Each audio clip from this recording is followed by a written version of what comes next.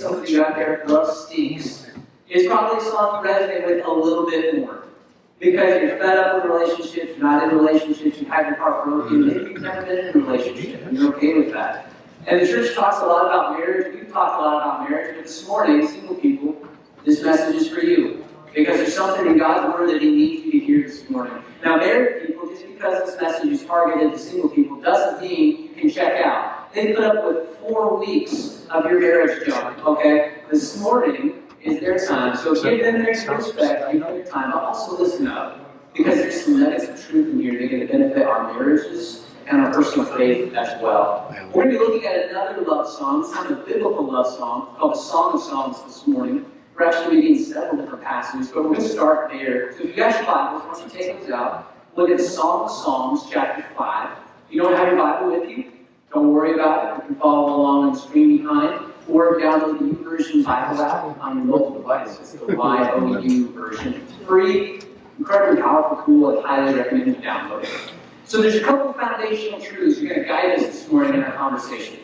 And this is the first one Song of Songs is going to highlight for us. Here's the first foundational truth. Sex and marriage are good, but they are not God. They're good, but they are not God. And that may seem like an obvious statement. You know, maybe we shouldn't have to say that, but we need to say it again and again. We need to say it loud and clear because nobody seems to uphold the rest of the world this foundational truth. Sex and marriage are good, but they're not God. In our culture today, we oftentimes maybe idolize sex, but also marriage as the highest pursuit of our lives or the thing that drives us in our lives, the number one priority in our lives. But that's not the way marriage was created. God spoke marriage into existence. God is the utmost. He is the highest priority, the organizing principle of our lives. And marriage, love, sex, all that is supposed to be beneath Him. But when we get that priority mixed up, it throws everything else in our lives out of order, and people tend to get hurt when that priority is messed with. Case in point, single people. If you're single, you live in a world where you hear pretty much every day that you're supposed to be in a relationship, or you're supposed to be married, or sex is supposed to be a regular part of your adult life and experience. And if none of those things apply to me, I might start to feel a little awkward or uncomfortable in this world. I might start to feel a little isolated.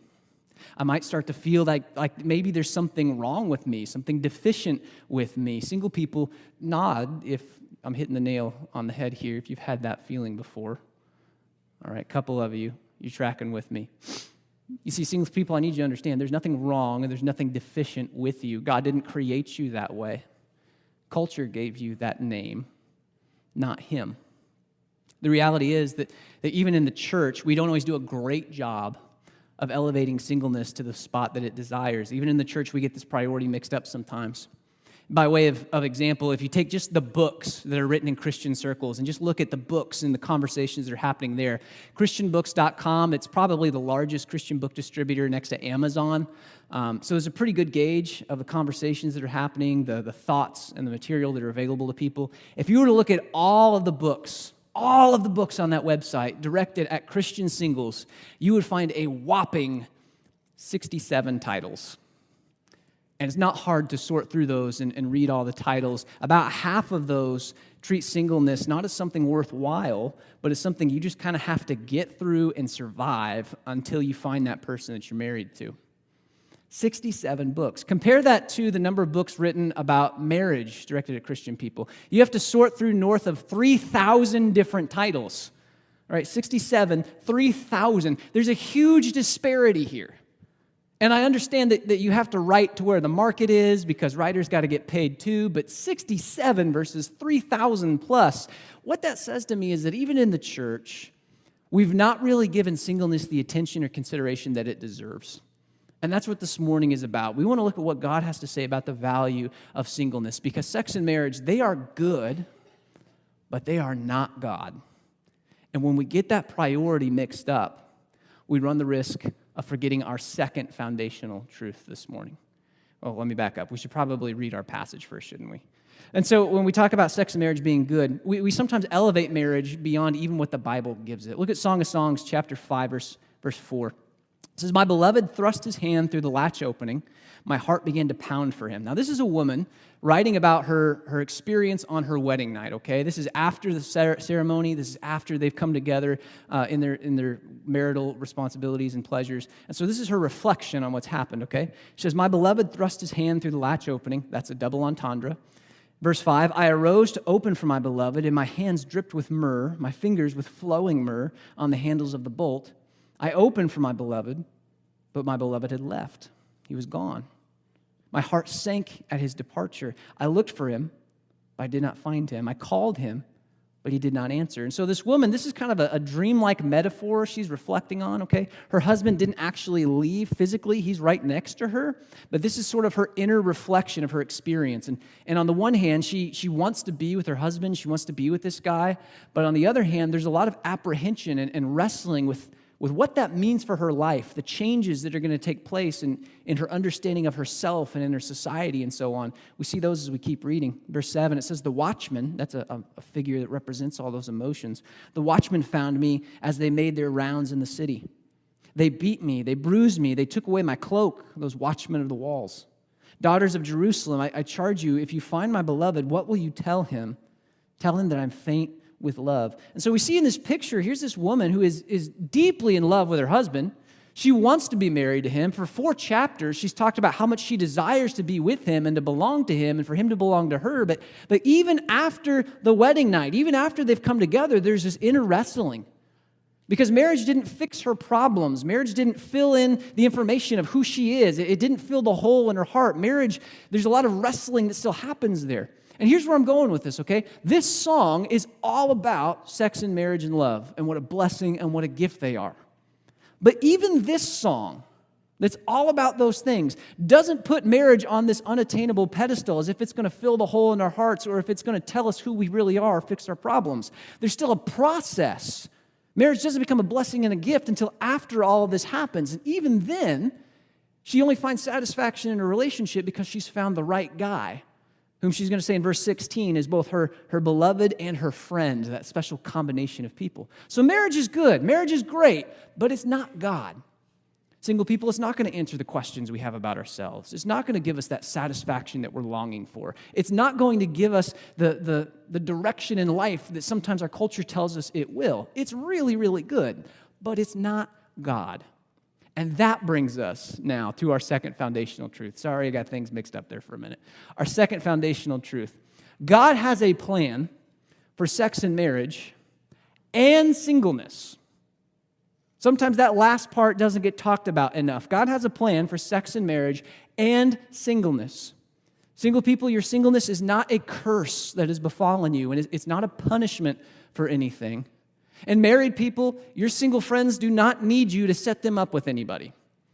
They do not need you to say, well, have you tried this? Or have you talked to this person? Or maybe have you checked them? They don't need that. If they want your help, they'll ask. Yeah, thank you, sister. All right? They don't need your help. God's sovereignty is not limited to people who wear wedding bands, okay? God has a plan for singleness as well. And there's a passage in the New Testament, the book of 1 Corinthians that we're going to look at. Single people, this has the potential to change your understanding of singleness. Let's look at it. 1 Corinthians chapter 7. It's going to be verse 25, so it's like 2/3 of the way through the chapter. This is a conversation we're getting in the middle of, and it goes like this. Now, about virgins, and we could understand that as single people, just in a general context, because all this applies. Now, about virgins, I have no command from the Lord, but I give a judgment as one who, by the Lord's mercy, is trustworthy. In other words, God didn't hand down from the sky what I'm about to say. However, I do have some understanding of God's wisdom. And so the Apostle Paul, who wrote this, is going to say, here's a very wise word of advice, okay? Verse 26, because of the present crisis, I think that it's good for a man to remain as he is. Are you pledged to a woman? Meaning, are you engaged? Do not seek to be released. Are you free from such a commitment? Are you not engaged? Do not look for a wife. But if you do marry, you've not sinned. And if a virgin marries, she's not sinned. But those who marry, listen to this, those who marry will face many troubles in this life. And I want to spare you this. Real quick, if you're married, I want you to lean over to the person next to you and say this: marriage is not easy. Go ahead and do that. Okay, now if you're single, and somebody just said that to you, I want you to say, thanks for being honest. Okay, and if your spouse just said that to you, I want you to say, I know I'm married to you, right? Marriage is not always easy. There will be troubles in marriage, and sometimes those troubles come about just by the simple fact that two different people are trying to live together under the same roof and make things work. That alone will add complication and trouble to life. Case in point, my wife and I were driving somewhere the other day. She was driving, wasn't 100% sure how to get there, so she was asking some directions. And we were coming up on an intersection. And she said, do I turn here or at the next one? And in my mind, the intersection that we're approaching is the next one, spatially in relationship to our vehicle. That is next. And so I said, turn at the next one. And so she drove through that and went down a block too far. And I said, what are you doing? She says, you said go to the next one. I said, the one that we passed was the next one. She said, no, the next one is the next one. I said, what are you talking about? Relationally to our vehicle, that was the next one. And it went back and forth like that for a while. And that's marriage in a nutshell. All right? It's two people who have different perspectives, trying to communicate, trying to live together, trying to make things work, even though they have a world of differences between them. That's going to cause some troubles in and of itself. But sometimes those troubles are a little weightier and more significant too. There's a reason that we stand in front of the altar and in front of God and everybody we care about, we make a vow to have and to hold, for better or worse, for richer or poorer, in sickness and in health. We make that promise because marriage is not some fairy tale that always has a happy ending. Sometimes things get worse, guys. Sometimes marriage is hard. Sometimes your spouse gets laid off, or they get fired, or they get injured, and they can't go back to work, and money gets tight, and the bills start to pile up, and the stress weighs down on you as the sole provider for your family, and you might start to think, things would be a lot easier if it were just me, if I just had my needs to take care of or my bills to pay. It would be a lot easier if I didn't have to carry this other person too, but you can't leave because you made a vow for richer or poorer to be there, to stand side by side, even suffer side by side if need be. And you made a promise to be there in sickness and in health. There's a reason we make that, because sometimes our spouses get sick. And I'm not talking about the flu. Sometimes there are illnesses that take the strength, that take the lucidity, that take the life from our spouse, and we have to be there to care for them, to take care of them, to be that strength, to be that energy, and it's draining. And it gets tempting to think, it'd be easier if it was just me. I just want some time for myself to do the things for me that fill me up. I watched my grandfather take care of my grandmother who had ALS, and I watched her body slowly shut down, and I watched him have to do everything for her, and it took a toll. He lost weight. His hair turned gray. His life was poured into just caring for her, and I know he had to have those thoughts. It would be so much easier, but they made a vow to be there together, side by side, for sickness or health. Marriage means staying by each other's side, even suffering next to each other if need be. It's a promise. Single people, you are not obligated to anybody in this way. Let that sink in for just a second. Okay, your singleness is not a curse. You are blessed with relational simplicity. Are there joys in marriage? Absolutely. You can have the joy of two people in two lifetimes, but I promise you, you will also have the burdens of two people in two lifetimes. There is a gift in singleness. Our passage goes on to say a little bit more about this too. Look at verse 29. He says, "What I mean, brothers and sisters, is that the time is short. From now on, those who have wives should live as if they do not, and those who mourn as if they did not, and those who are happy as if they were not, and those who buy something as if it weren't theirs to keep. Those who use the things of this world as if not engrossed in them, for this world in its present form is passing away. I would like you to be free from concern. An unmarried man is concerned about the Lord's affairs and how he can please the Lord, but a married man is concerned about the affairs of this world and how he can please his wife, and his interests are divided. Likewise, an unmarried woman or a virgin is concerned about the Lord's affairs. Her aim is to be devoted to the Lord in both body and spirit, but a married woman is concerned about the affairs of this world, how she can please her husband. I'm saying this for your own good, not to restrict you, but that you may live in a right way in undivided devotion to the Lord. Here's a little theology lesson for all of us. This world that we are living in right now is wrapping up, folks. It is passing away. And that process, it may take a year, it may take 1,000 years. We don't know. God didn't give us a timeline. But he has been very clear. This is the last phase of human history. After this, he's doing a whole new thing. He's bringing in a whole new joy, a whole new kingdom. It's something to look forward to. And with that information in mind, what our passage is encouraging us is to not get too attached to this world that's passing away. It doesn't make a whole lot of sense to get connected to something that's on the way out when you know something new and something better is coming. For example, I was trying to build a computer one time, and I wanted to do it cheap. Imagine that. And so I got a lot of old parts from my grandpa that he just had laying around, stuff that was 6, 7 years old. And then whatever he didn't have, I bought new from a store. And when I got all the parts together, I ran into a problem because all the old parts had connectors and wires that didn't fit with the new technology. It had moved on. It had evolved. And this old technology, it had passed away. It was done. It was on its way out. And I had pinned my whole project and my whole build on technology that was already outdated. Doesn't make a lot of sense, does it? But sometimes that's what we do with our lives. And we put all our eggs in the basket of the here and the now, and we get weighed down with the things and the concerns of this world, forgetting that God is bringing a whole new thing pretty soon. Something worth looking forward to, something worth giving our lives and our attention and our focus to. And here's where we get back on topic, okay? Marriage, as good and great as it is the number one divider of our attention and our focus. As our passage said, on the one hand, we want to give our heart to God. We want to do what he calls us to do. We want to be who he calls us to be. But on the other hand, we have obligations and responsibilities and attachments to this world, to our marriages, to our spouses, to our families.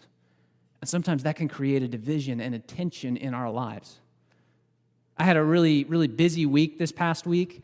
Monday, we had a board meeting here, so I didn't get home till 7:30, 8 o'clock. Then Tuesday, the staff and I, we took a field trip to Springfield, check out a couple other churches and talk to them about some changes that we're thinking about and kicking around. So we didn't get back until about 7:30, I think. Wednesday, we had date night here at the church, and so it was probably 8:30 before we got everything cleaned up and I got home. And so Thursday was like the first day where I actually got to sit down with my wife and have a meaningful conversation. It was a really busy week. And all of that stuff needed to happen for this church to move forward, to be the church that God's calling it to be, and to move forward in this mission that he's given us. And I'm not complaining about my job, by the way, because the same thing applied to Chris, and the same thing applied to Brian, and the same thing applies to each and every one of us in this room, actually. Because there's something that God is calling each and every one of us to. The person he is calling us to be, some task he's calling us to serve towards. He has a mission for our lives. And on the one hand, we feel this and we want to go where God calls us to go and be who God calls us to be and grow in the way he calls us to grow. But at the same time, we have this attachment to our family, to our spouse, to our kids. And we only have 24 hours in a day and so much attention and so much focus. And sometimes we can feel ourselves pulled in two different directions. Because I want to serve on this ministry team, or I want to be a part of this small group, or I want to be a part of this men's group or this women's group, and I want to grow, and I want to take that active step forward in this faith that I have, but at the same time, my family needs me over here. And we can feel this tension, we can feel this frustration, even a little bit of guilt sometimes in trying to divide ourselves. That's what our passage is talking about here. Single people, once again, you do not have these obligations. You are free to do what God calls you to do. You are free to be who God calls you to be, to take the steps needed to grow into that person. Your singleness is not a curse. You are blessed with relational simplicity. And I know singleness is not easy, okay, because you have the same urges and the same feelings that every normal red-blooded human being has on this planet. There are unique challenges to being single, but there are also unique challenges to being married. What I want you to do this morning is to understand that your singleness is not a burden. It's actually a gift that God has given you. Now, it may be a gift that is temporary. It may be a gift that lasts forever. I don't know. But what I do know is that it is significant because you have the freedom to be who God calls you to be and to do what he calls you to do. Sex and marriage are good, but they're not God. That brings us to our last foundational truth that I want to talk about this morning. Only God deserves to be God in our lives. Only God deserves to have that priority, that number one seat in our lives. Nothing else deserves that attention, that focus, and that priority. And when we put things in that seat, that's when life starts to get messy and messed up. And this has always been a struggle for human beings. We've always had this temptation to get the priority mixed up, to put family and marriage first and God second. Jesus himself had to address the situation. Look at Matthew chapter 10, verse 34. You can follow on the screen. He says, "Do not suppose that I have come to bring peace to the earth. I didn't come to bring peace, but a sword. For I have come to turn a man against his father, a daughter against her mother, a mother-in-law against her, or daughter-in-law against her mother-in-law. A man's enemies will be the members of his own household." This is Jesus. Keep that in mind. "Anyone who loves their father or mother more than me is not worthy of me. And anyone who loves their son or daughter more than me is not worthy of me. Whoever does not take up their cross and follow me is not worthy of me. And whoever finds their life will lose it. And whoever loses their life for my sake will find it." Now, Jesus doesn't actually want us to make enemies in our own households, okay? He's kind of using hyperbole here to make his point. He's addressing this temptation that we all have to put the people that we love and care about, in the number one priority and to put God second. And what he's telling us is that doesn't work, guys. That's not going to fly.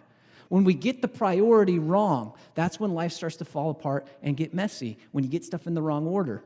Case in point, look at this tattoo for a second. It might be a little hard to see, but take a look at there. Read it carefully. Okay, this guy had a plan going into this tattoo parlor, okay? Regardless of how you feel about tattoos, he had a plan. He had a message that was significant to him. It's a pretty nice font. The tattoo artist obviously has some skill, but this guy got some stuff in the wrong order, and now he's just filled with a whole lot of regret, okay? Same thing can happen to us when we get stuff in the wrong order. We can fill our lives with a lot of regret. Because our priority, our goal is probably to give our family, to give our spouse the love and attention they deserve. Believe it or not, that's not going to happen by making them the number one priority in our lives. When God is where he is supposed to be, that's when we learn to love our spouses the best, the way that they deserve. You think about it this way. Who is going to teach you how to love deeper? Your spouse or Jesus? Now, I want you to understand, your spouse is an amazing person. I want you to look at your spouse, say, "You're an amazing person." That's not a joke. Go ahead and do it. You got to dig yourself out from that "I'm married to you" comment you made earlier. All right, your spouse is an amazing person. They love you deeply, but your spouse has probably never laid their life down for you.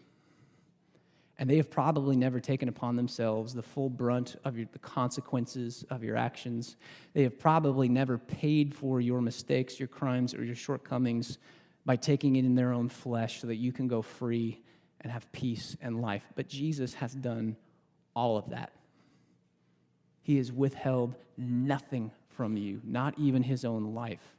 Your spouse is great, but Jesus is better. So if you want to talk about who's going to teach you to love more, the answer is Jesus. And the same is true of grace and patience and faithfulness.